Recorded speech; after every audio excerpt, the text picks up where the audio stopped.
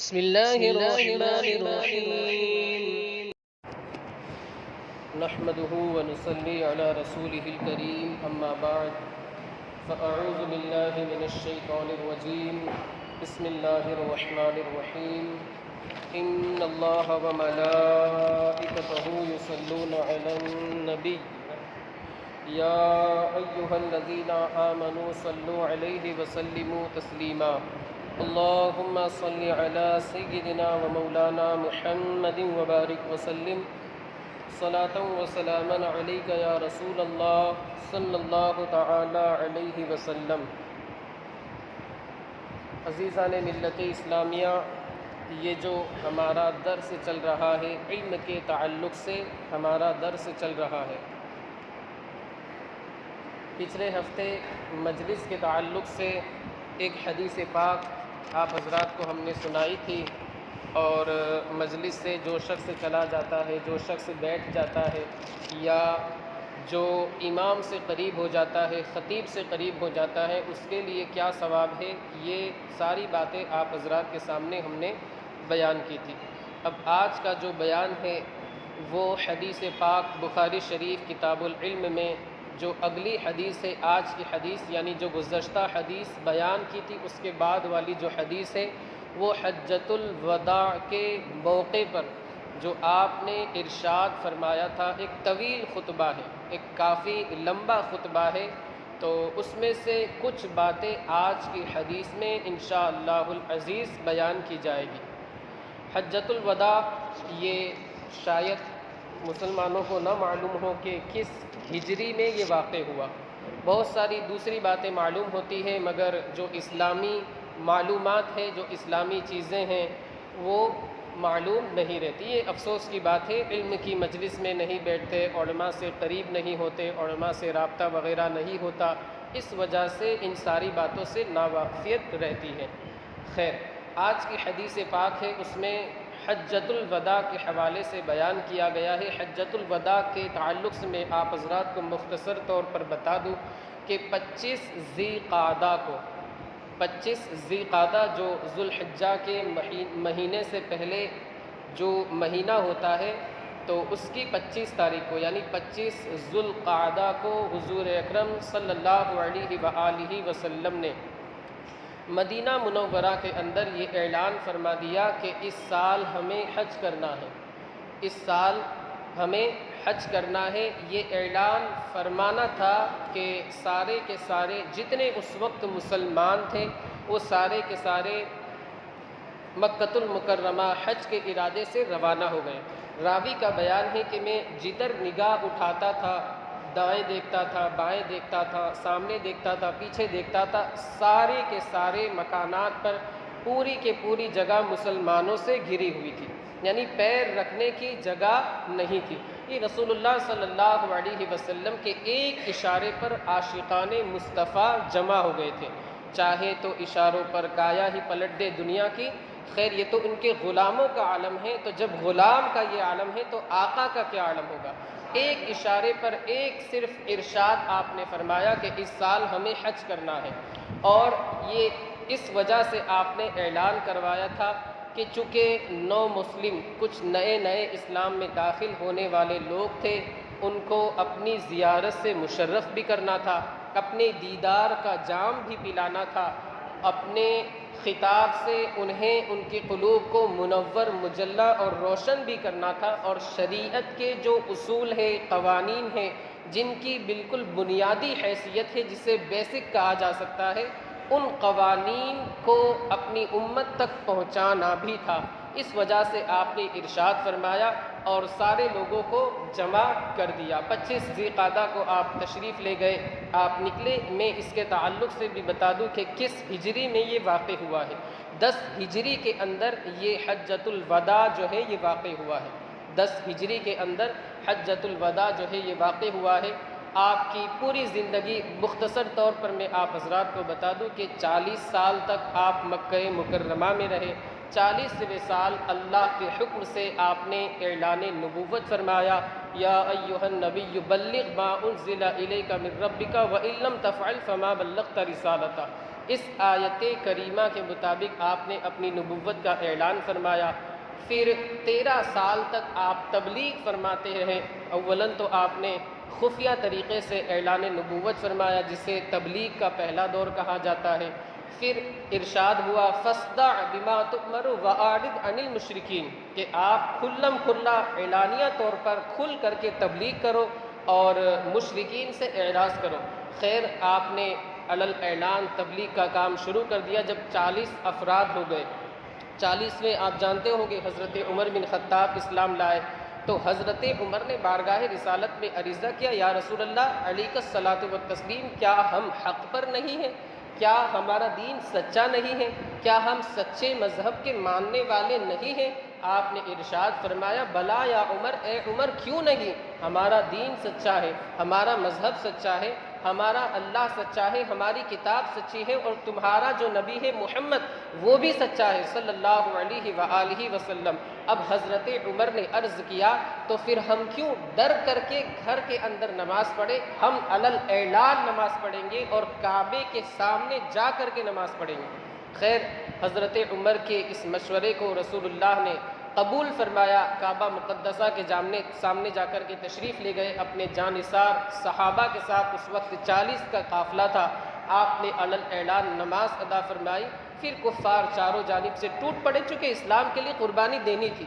اتنی آسانی سے انسان اسلام ہم تک پہنچا ہے، ہم اس کی قدر نہیں کرتے۔ یہ شہادت گہے الفت میں قدم رکھنا ہے۔ لوگ آسان سمجھتے ہیں مسلمان ہونا، یہ ایک معمولی چیز نہیں ہے۔ بڑی مشقتوں سے، بڑی مصیبتیں برداشت کرنے کے بعد اللہ کی آزمائشوں کو رسول اللہ نے قبول فرمانے کے بعد ہم تک یہ اسلام پہنچایا ہے۔ کفار و مشرکین نے بہت تکلیفیں دی، اور کون سی ایسی سزا نہیں تھی جو کفار نے مسلمانوں کو نہ پہنچائی، کون سی ایسی تکلیف تھی، کون سی ایسی مصیبت تھی جو مسلمانوں کو کفار و مشرکین نے نہ پہنچائی ہو۔ طرح طرح کے ظلم و ستم مسلمانوں کے اوپر انہوں نے کیے۔ رسول اللہ ہمارا عقیدہ ہے مجبور نہیں تھے، مختار تھے۔ ایک دعا فرما دیتے سارے کے سارے کفار تباہ ہو جاتے۔ حضرت موسیٰ نے دعا کی، حضرت عیسیٰ نے دعا کی، حضرت شعیب نے دعا کی، حضرت لوط نے دعا کی، بہت سارے سابق انبیاء نے دعا کی، مگر ہمارا جو رسول ہے، آمینہ کا لال ہے، عبداللہ کا جگر ہے، وہ تو رحمت للعالمین بن کر کے آئے تھے نا، ان کے سر پر تو شفاعت کا تاج تھا۔ وہ اگر دعا فرما دیتے سارے کے سارے کفار و مشرکین ایک پلک جھپکنے کے اندر جل جاتے، تباہ ہو جاتے، مگر اللہ کے رسول کو دین پہنچانا تھا، اسلام پہنچانا تھا، تبلیغ کرنی تھی۔ خیر، 13 سال تک ان کفار و مشرکین کے ظلم و ستم کو لوگ برداشت کرتے رہے، مسلمان برداشت کرتے رہے۔ رسول اللہ صلی اللہ علیہ وسلم کی 13 سالہ آزمائش کا جو زمانہ تھا، اللہ تعالیٰ چونکہ اپنے محبوب مقرب بندوں سے امتحان لیتا ہے، اور بندہ اللہ کی نظر میں جتنا مقبول ہوتا ہے اتنا ہی سخت اس کا امتحان ہوتا ہے۔ سب سے زیادہ کائنات میں مقبول کون سی شخصیت ہے؟ بلا شبہ رسول کریم صلی اللہ علیہ وسلم کی ذات مقدسہ ہے۔ اور انبیاء کرام کی تاریخ کا آپ مطالعہ کریں، حضرت یوسف کو 7 سال تک قید خانے میں رہنا پڑا۔ کتنے سالوں تک؟ 7 سال تک آپ کو جیل کے اندر رہنا پڑا، حالانکہ آپ کا کوئی قصور نہیں تھا، اور نبی سے کوئی قصور ہو ہی نہیں سکتا۔ یہ محال ہے کہ نبی سے معاذ اللہ کوئی خطا ہو، مگر پھر بھی آپ اللہ کی رضا پر صابر رہے، اس کے شکر گزار بندے بنے رہے۔ آپ 7 سال تک قید خانے کے اندر اسی طرح مشقت جھیلتے رہے، مگر اللہ رب العزت نے پھر اپنے بندے حضرت یوسف پر کرم فرمایا اور آپ قید خانے سے باہر آئے۔ اللہ نے اس صبر کا آپ کو یہ صلہ عطا فرمایا کہ تقریباً پوری دنیا کی بادشاہی آپ کے حصے میں عطا فرما دی۔ یہ اللہ رب العزت نے صبر کا آپ کو صلہ عطا فرمایا۔ حضرت یونس کو بھی اسی طریقے سے آزمایا۔ قرآن عظیم میں ہے وَظَنُّونِ إِذْ ذَهَبَ مُغَاضِبًا فَظَنَّ أَن لَّن نَّقْدِرَ عَلَيْهِ، کہ مچھلی کے پیٹ کے اندر تقریباً 40 یا 45 دن رہے۔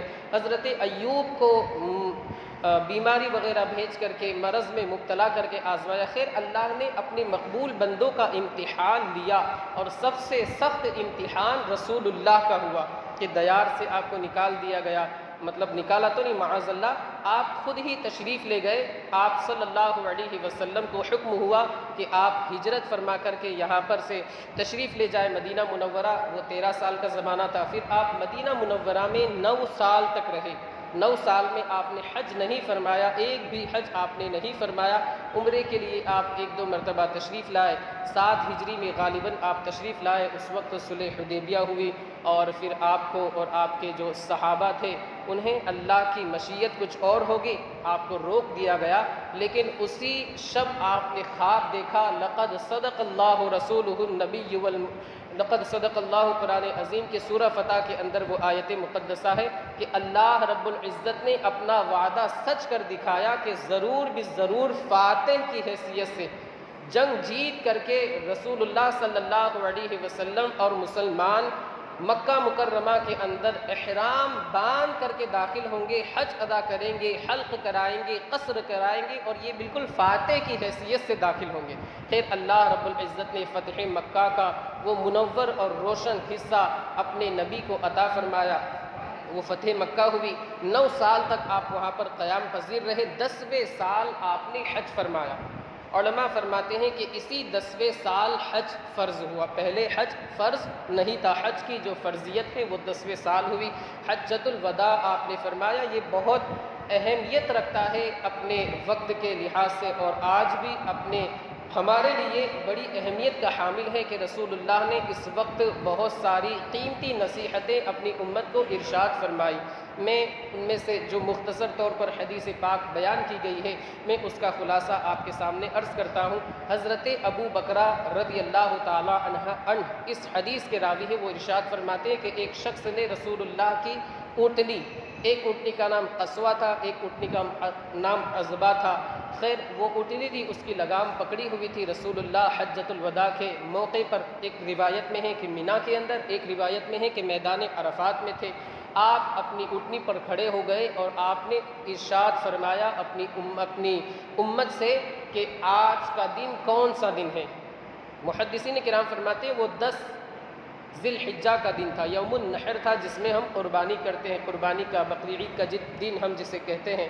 خیر، آپ نے ارشاد فرمایا کہ آج کون سا دن ہے؟ آپ جانتے تھے، لیکن آپ لوگوں سے کہلوانا چاہتے تھے۔ یہ ایک استاذ ہوتا ہے، اپنے شاگردوں سے کہلواتا ہے، اور رسول اللہ تو سید المعلمین ہیں، سارے اساتذہ کے سردار ہیں۔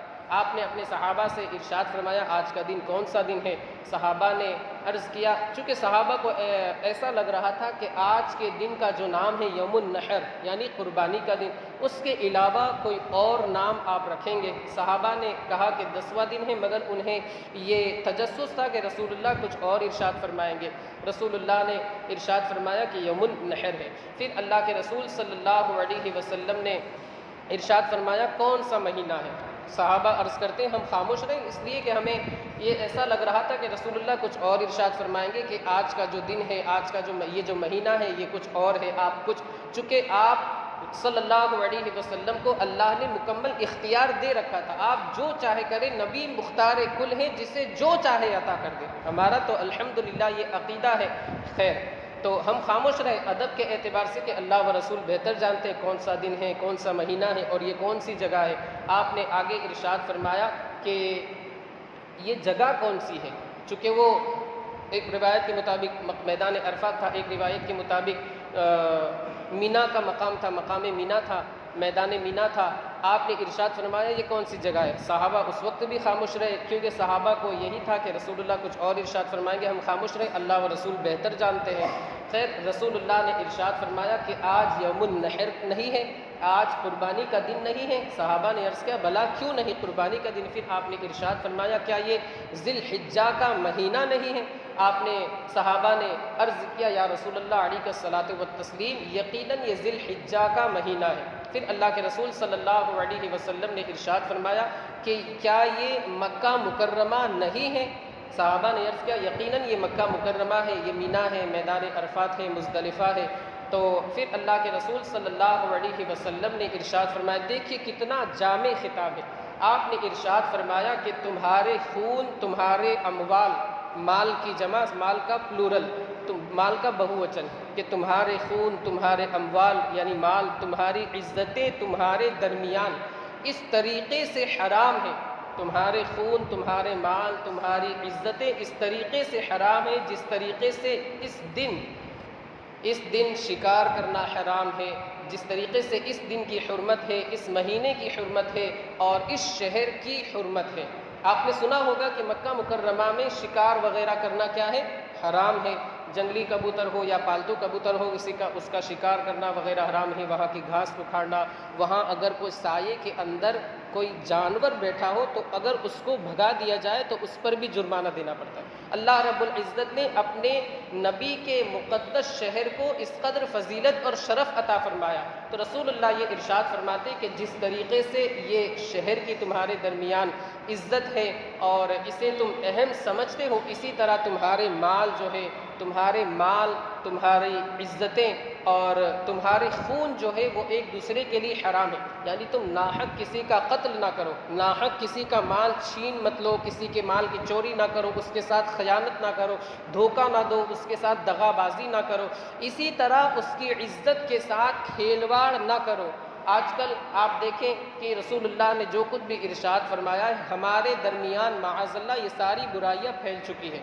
رسول اللہ نے کتنا جامع خطاب ارشاد فرمایا کہ تمہارے مال جو ہے، تمہاری عزتیں ہیں، تمہاری خون جو ہے وہ ایک دوسرے کے اوپر حرام ہے۔ کتنا جامع آپ نے دستور ہمیں عطا فرما دیا۔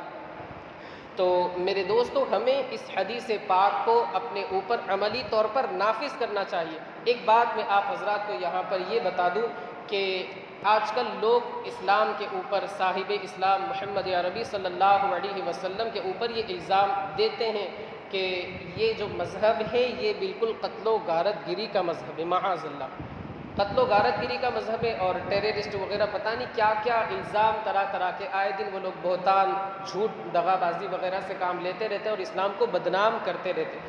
آپ دیکھیں رسول اللہ نے کیا ارشاد فرمایا کہ تمہارے خون، تمہارے مال، تمہاری عزتیں ایک دوسرے کے اوپر حرام ہیں۔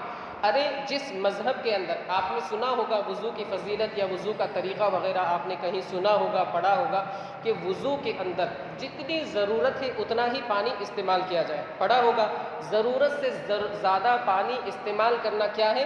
یہ فضول خرچی ہے، فضول خرچی یقیناً، اور قرآن عظیم کے اندر ہے ان المبذرین کانوا اخوان الشیاطین، کہ فضول خرچی کرنے والے شیطان کے بھائی ہیں، بیجا پیسے استعمال کرنے والے، مال خرچ کرنے والے یہ شیطان کے بھائی ہیں۔ تو آپ ذرا سوچیں جس مذہب کے اندر، جس دین کے اندر ضرورت سے زیادہ پانی استعمال کرنا وضو کے اندر یہ فضول خرچی ہے، اسراف ہے، ناجائز ہے، تو کسی مسلمان کے یا کسی بے قصور غیر مسلم شخص کے خون کو بہانے کی وہ اسلام، وہ مذہب، وہ دین کس طریقے سے اجازت دے سکتا ہے؟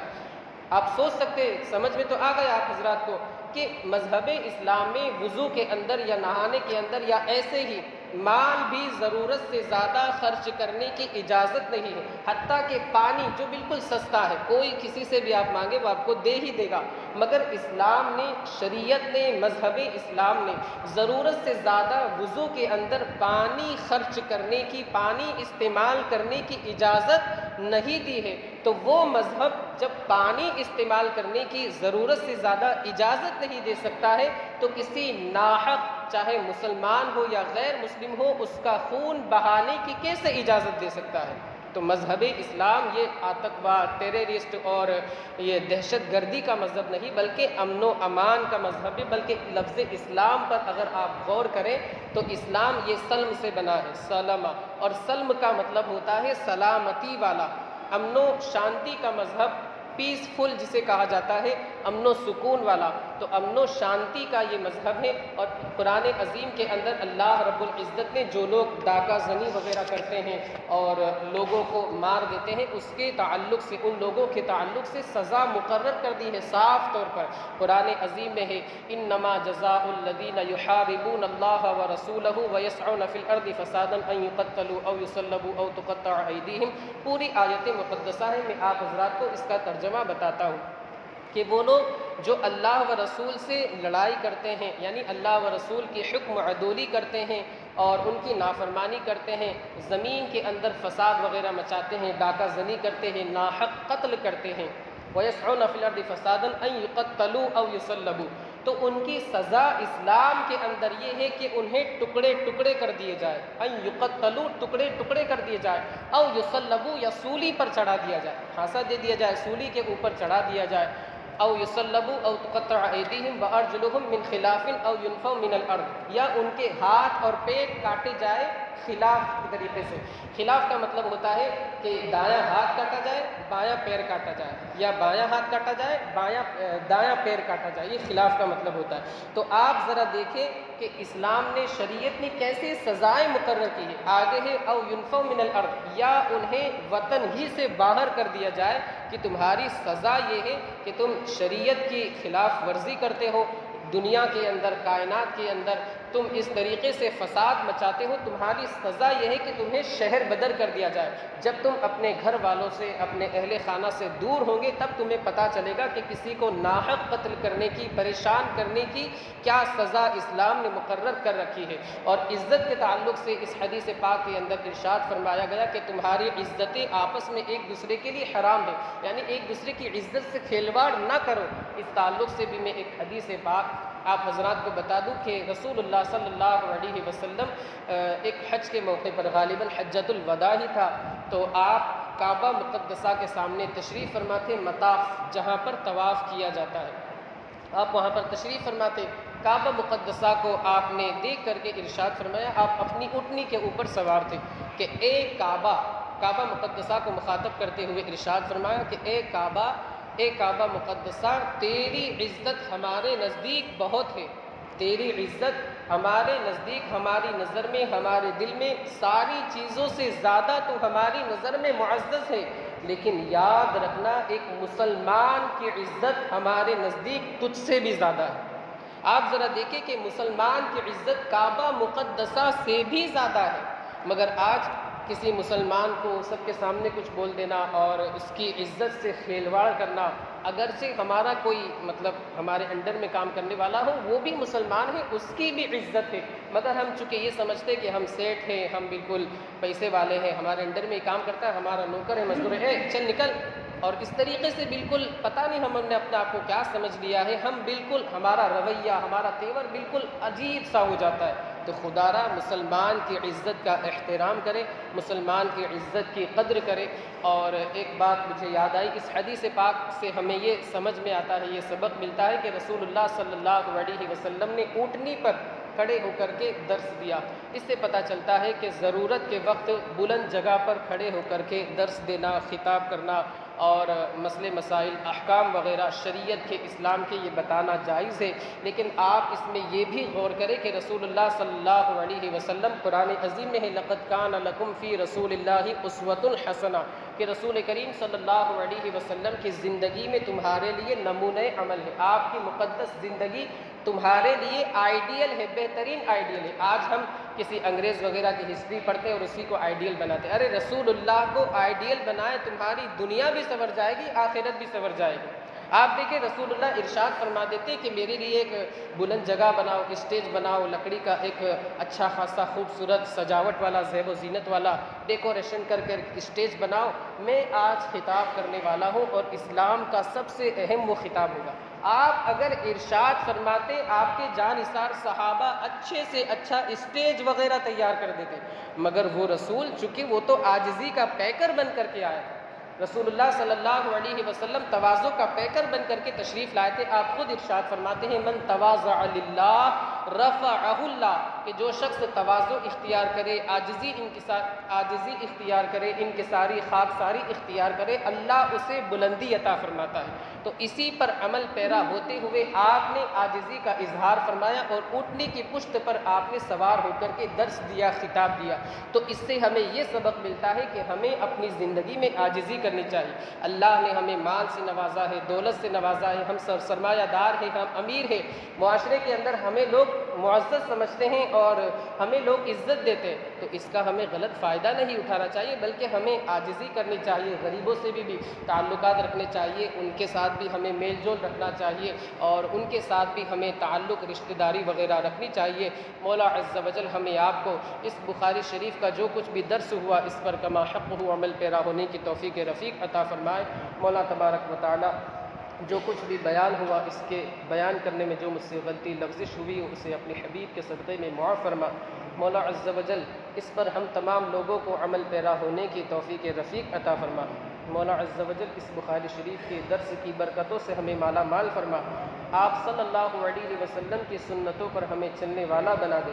مولا عز و جل اس بخاری شریف کی درس کی برکتوں سے ہماری تمام دعاؤں کو قبول فرما، بیماروں کو شفا یاب فرما، بے روزگاروں کو روزگار سے لگا دے، روزگار والوں کی تجارتوں میں خوب سے خوب تر برکتیں عطا فرما، جو بے اولاد ہیں انہیں نیک و صالح اولاد عطا فرما۔